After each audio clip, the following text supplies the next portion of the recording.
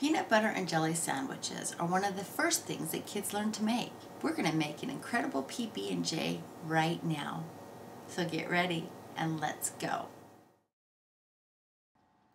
The items list, or the ingredients that you'll be needing, is either 1 piece of bread for half a sandwich or 2 pieces of bread for a whole sandwich. You'll also need some peanut butter, jelly, or other variations of those, which we'll talk about later. And you're also going to need a butter or spreading knife and a surface that you can cut on safely. If you're feeling especially feisty, go ahead and toast the bread first to give it an extra crunch when you bite into it. My daughter decided that she wants the Old Home regular bread, so that's what we're going to use. I usually take it from the middle rather than the end, just because it's a little softer. And it's not really important, but I'm a perfectionist, and so I take the pieces of bread out like this and I open it like a butterfly so the edges match together, and then you don't have, you know, the edges not matching together and having other leaking right here on the edges from either the peanut butter or the jam. So we want the edges to be the same. So go ahead and lay those out. Now if you want to toast them, feel free to toast them, but we're just going to make it regular. My daughter has decided that she wants the Barefoot and Chocolate hazelnut chocolate spread on hers.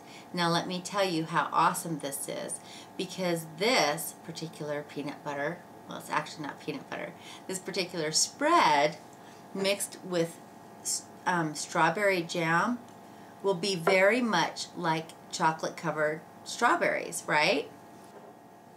And you can see that it's a little oily on top from the hazelnut oil and a little thicker in the bottom. And most peanut butters are going to be like this too, okay? So you'll definitely want to mix them together. Otherwise you're going to have an oil sandwich, and that just really isn't very yummy. We don't want something that's not yummy in our stomachs. So we're going to go ahead and mix it up. And I'm going to speed this up a little bit. Okay, there you go.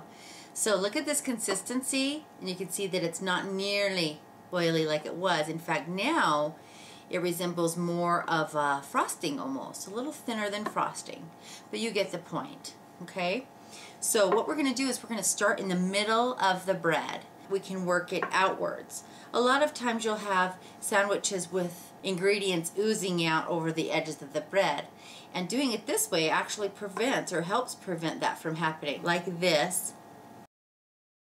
And then we're going to spread it outward. See how I'm doing? So that it doesn't all get on the edge and leak off. And if you hold it rather than leave it lying on the table, you can have some resistance with the bread. Okay, so for the jelly, we're going to be using actually jam, the strawberry jam. This is really good jam. The difference between jelly and jam is that jelly is just the jelly. The jam actually has seeds contained in it, and it's got a little substance to it. And there's also marmalade too. If you want to use marmalade, that's also a good exchange. But right now we're going to use this strawberry jam. And again, we're going to start in the middle so as to prevent leaking on the outer edges of the bread. Now if you look at it really close, you can see what I was talking about. You can actually see the little seeds. See the little seeds in here from the jam? Now if it didn't have seeds, then it would just be jelly.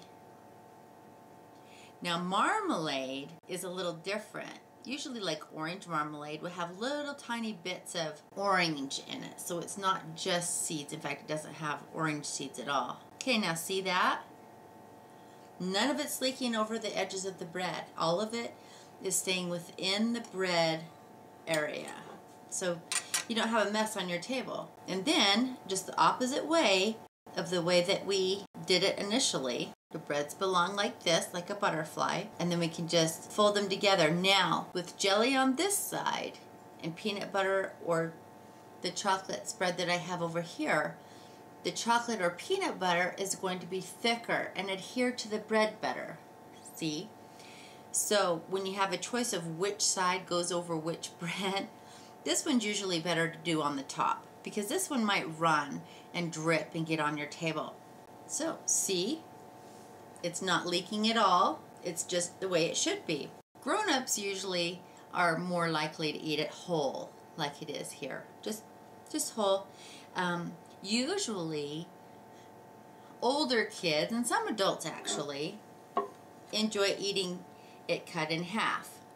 Now, I generally cut it this way in half. This way is easier because then you can hold it like the rectangular ones. But some younger children have smaller hands. And so for them, they like it in quarters. And that's this way. Or if you've cut it in rectangles this way, you would just cut it in this way and have 4 squares, right? And those are really easy for little kids to hold in their hands. And there you have it.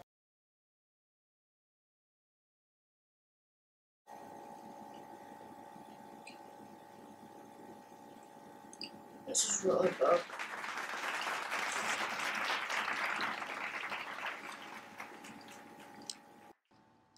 Now that you've completed your masterpiece, you need to clean up. That means that the bread package needs to be tied up and put away after squeezing out all the air. This will help prevent it from getting moldy or stale. Put the peanut butter lid on tight and put it in the pantry. And the jelly needs to have the rim cleaned off so that the lid doesn't stick after you replace it, and put it in the refrigerator. Also, clean your spreading knife by sweeping away from the sharp edge. And remember to wipe the table down when you're finished. Congratulations! You have earned the training course certification for sandwich making.